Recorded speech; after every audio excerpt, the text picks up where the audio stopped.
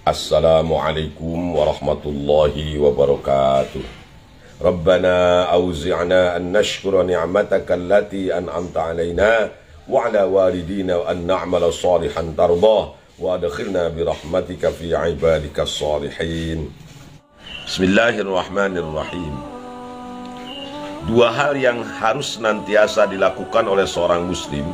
Pertama, sebelum dia melakukan sesuatu, maka hendaknya dia berpikir apakah apa yang dilakukannya itu berdampak baik atau berdampak buruk.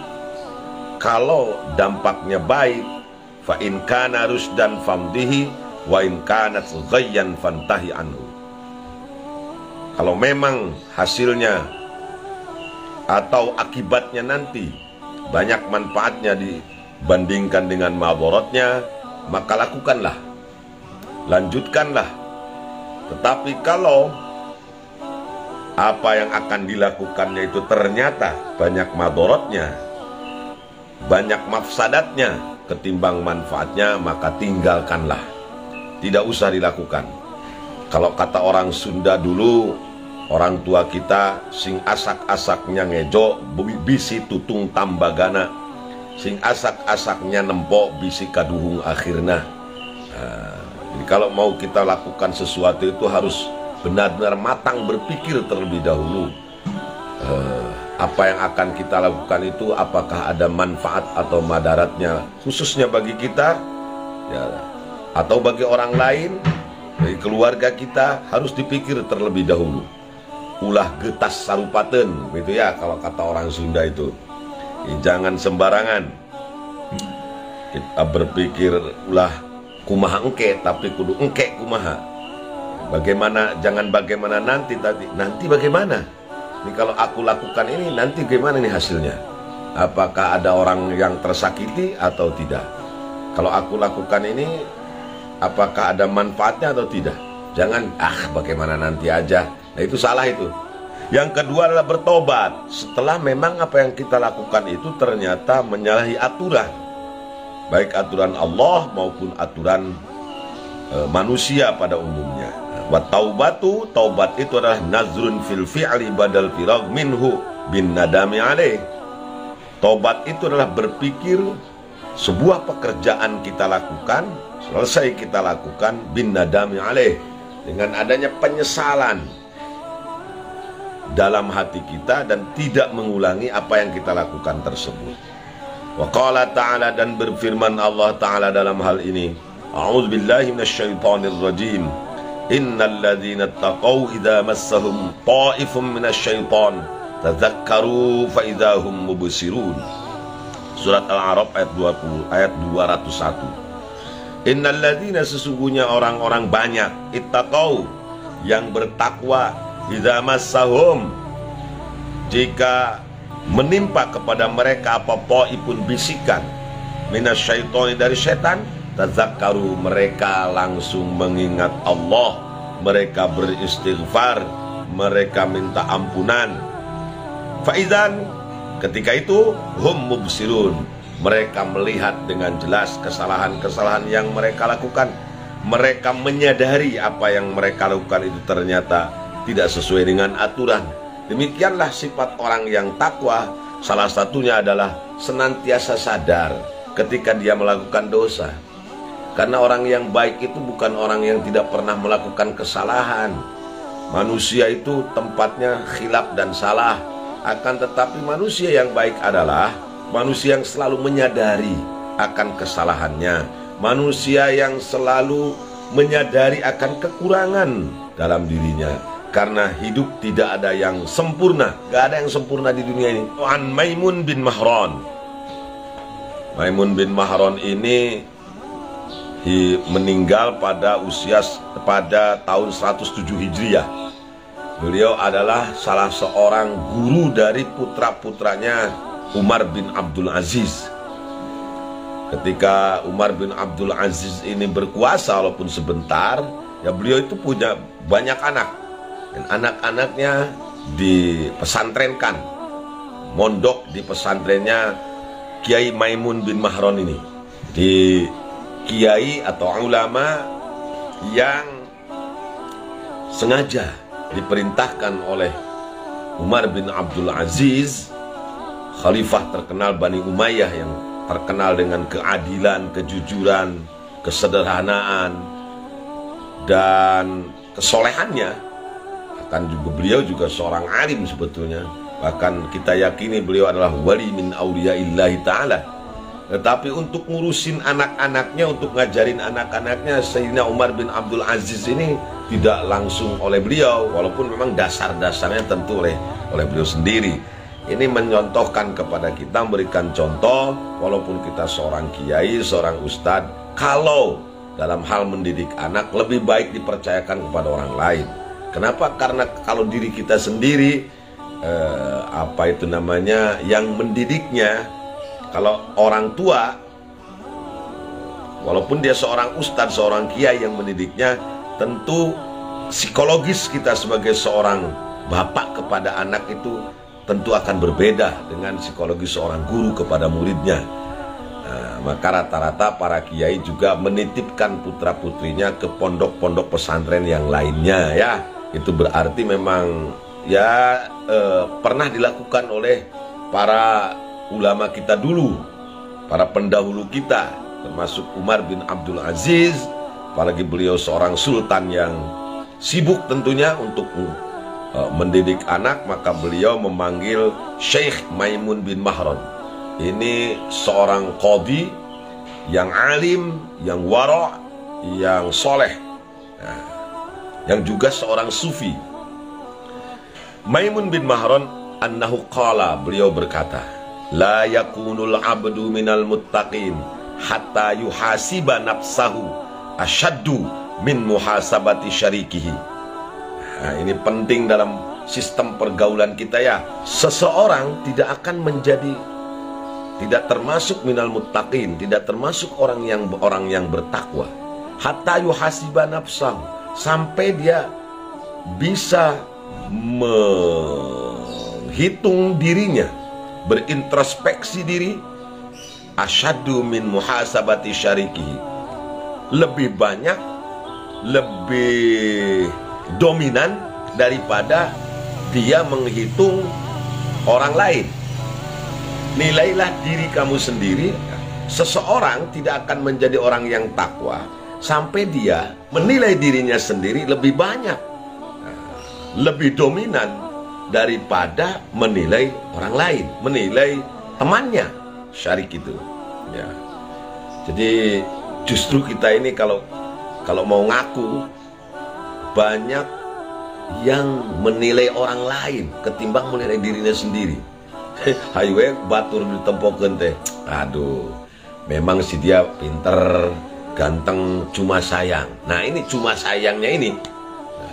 Kalau menurut pendapat saya dia orang pelit, kalau menurut pendapat saya dia orang bodoh, kalau menurut pendapat saya dia orang angkuh, menurut pendapat saya dia orang, wah, itu jadi menilainya muhasabahnya bukan kepada dirinya, introspeksinya bukan kepada dirinya, tetapi justru penilaian itu dilakukannya kepada orang lain. Sementara dia merasa suci, dia merasa paling benar, merasa paling jujur, merasa paling dermawan. Itulah yang berbahaya. Jadi kalau orang yang bertakwa itu adalah orang yang senantiasa menilai dirinya lebih banyak, lebih dominan daripada menilai temannya sendiri. Wasyarikani yatahasabani ba'dal amal. Seharusnya orang yang bersahabat, berteman, itu saling menghisab ba'dal amal setelah selesai sebuah perbuatan, sebuah pekerjaan, sebuah amal. Misalnya saya punya dengan Haji Ujang Yusuf, itu senantiasa seorang kalau ingin menjadi orang yang muttaqin harus saling menilai satu sama lainnya. Nah, jadi cukup berdua saja, tidak usah menilai orang banyak. Coba Ji, ku ente kemukakan, kalau menurut saya ngomong sama Haji Ujang, coba Ji, coba kemukakan kekurangan Akang itu apa? Kekurangan Kang Uyan. Oh begini Kang, menurut saya Kang Uyan ini terlalu begini, terlalu begini. Nah, seharusnya Kang Uyan begini-begini. Demikian jadi Ujang juga ngomong ke saya, kalau menurut Akang gimana? Menurut Kang Uyan saya ini gimana? Ya saya nanti menyampaikan. Ya saya juga mengkritisi haji seperti ini, ya. Jangan seperti ini, seperti itu. Itu namanya yatahasabani, saling mengoreksi satu di antara yang lain.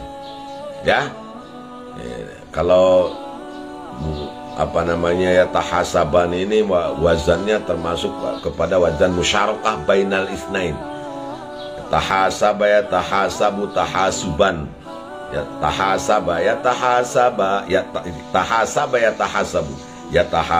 yatahasabani yatahasabuna tatahasabani yatahasabana.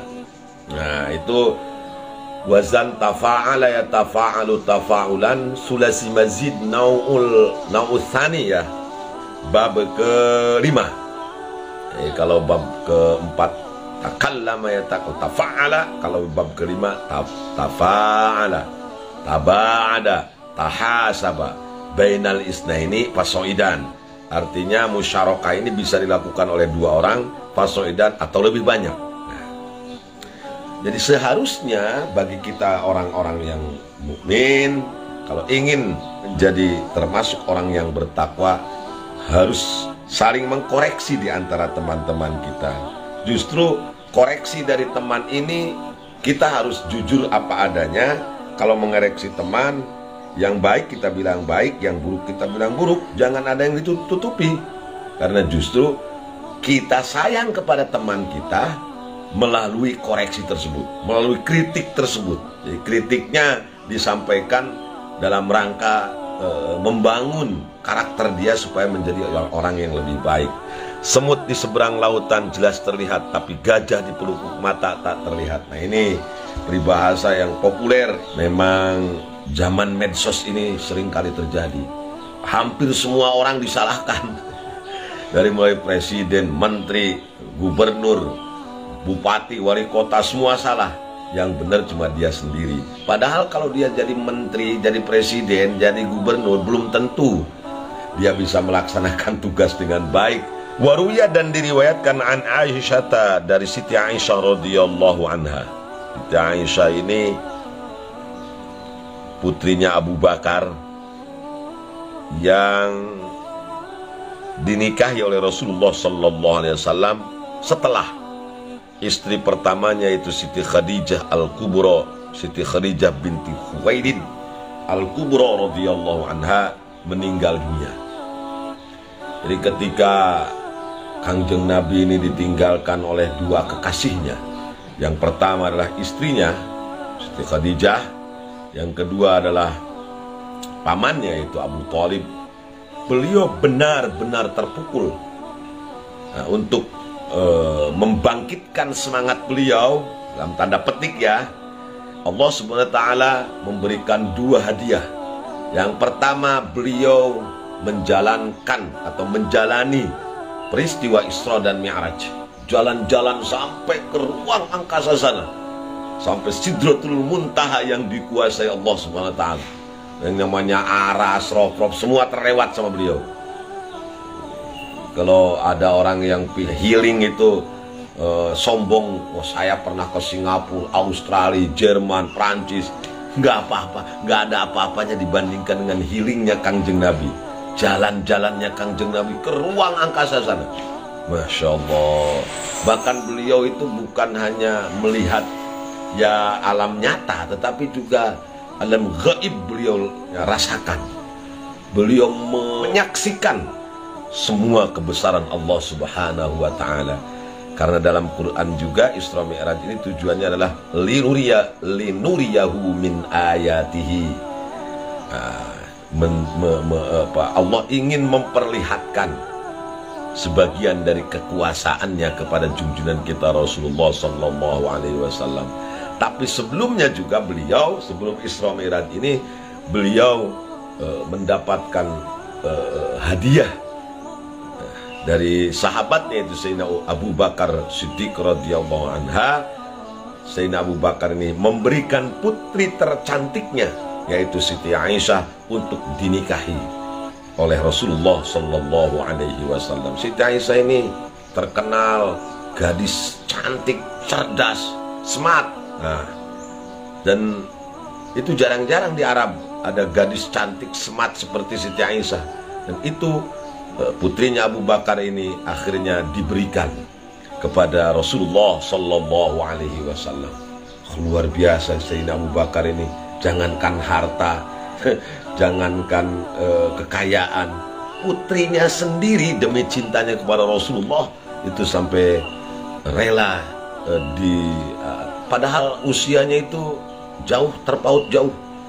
Siti Aisyah konon baru usia 13 tahun. Ada sebuah riwayat yang menyebutkan 9 tahun. Kalau saya cenderung 13 tahun ya. Artinya sudah menginjak dewasa lah. Nah, Siti Aisyah ini karena kesolehannya, Masya Allah.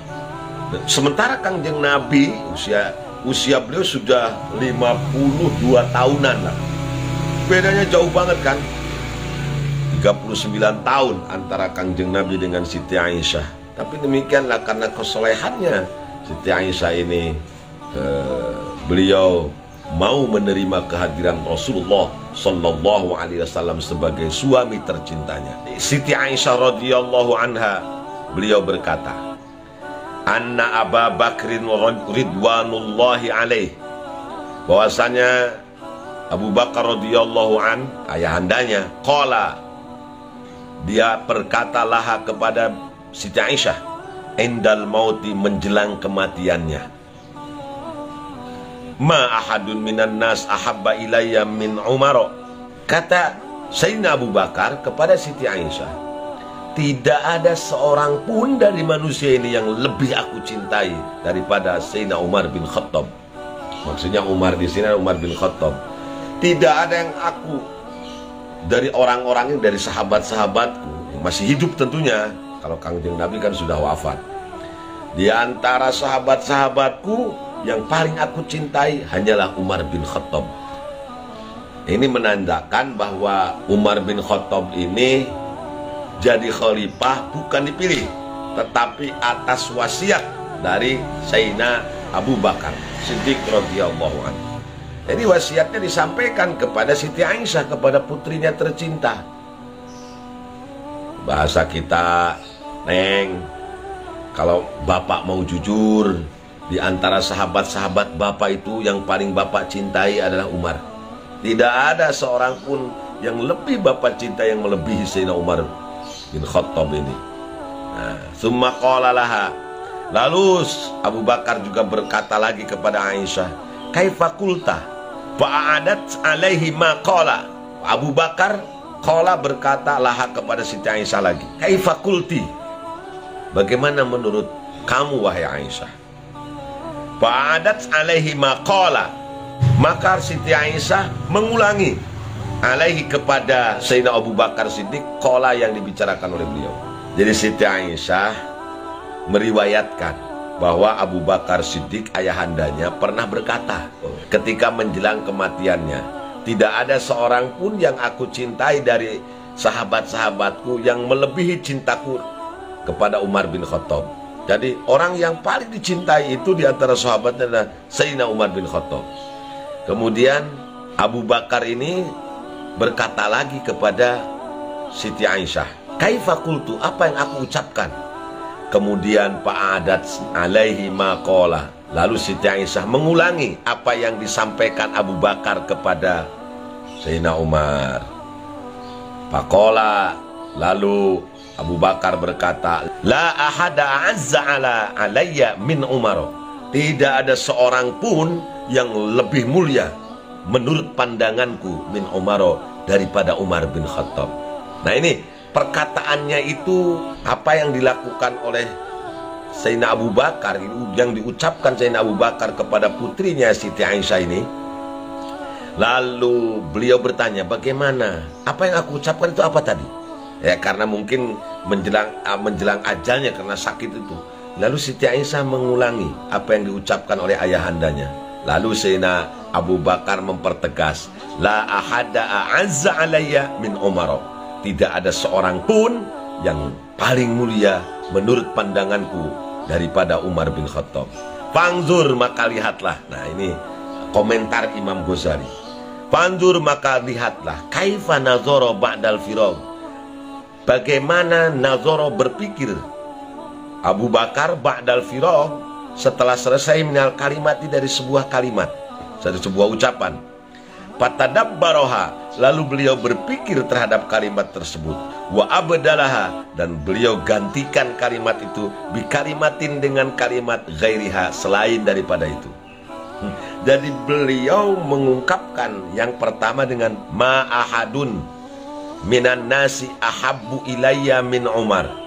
Tidak ada seorang pun yang aku cintai dari manusia itu selain Umar.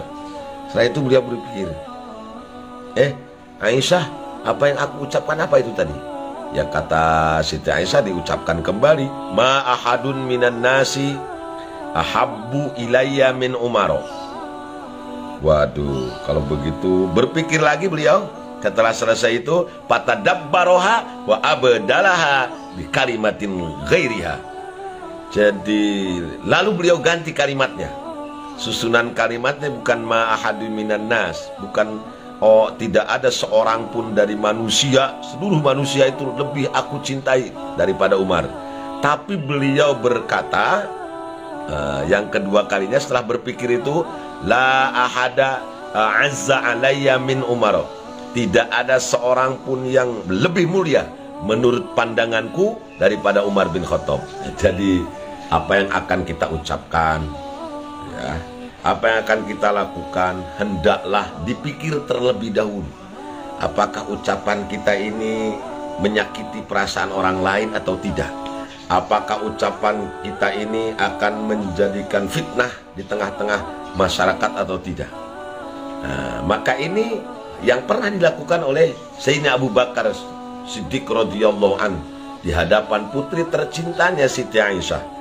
Beliau pernah mengucapkan sesuatu, tapi dirasakan setelah berpikir ucapannya itu kurang pas, maka beliau ulangi dan beliau ganti ucapannya dengan ucapan yang lain.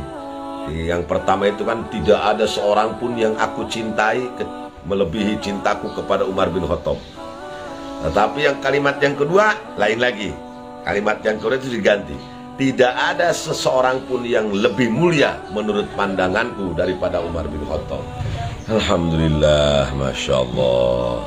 Ternyata memang khususnya di zaman medsos ini ya, tahu bukan hanya ucapan, mau posting saja kita harus berpikir terlebih dahulu ya, apakah postingan kita ini bermanfaat untuk orang lain atau tidak. Jangan main posting saja ya, apalagi memfitnah orang lain bahwa dirinya itu diguna-guna, disantet sama orang. Jadi sekali lagi, apa yang akan kita lakukan, apa yang kita ucapkan, apa yang kita posting, hendaklah dipikir terlebih dahulu. Fatadabbar akibatah, berpikirlah terhadap akibat yang akan ditimbulkan nanti. Apakah maslahat atau madarat? Apakah ini membuat terjadi fitnah kepada orang lain atau tidak? Nah, ini harus dipikir terlebih dahulu ya. Itu saja yang dapat saya sampaikan. Kurang lebihnya mohon maaf. Yang benar datang dari Allah, yang salah datang dari kebodohan saya. Semoga Allah mengampuni dosa kita semua. Khidma sofa wa da'ma kadar wal afu minkum wallahul muwaffiq ila aqwamit thariq. Wassalamualaikum warahmatullahi wabarakatuh.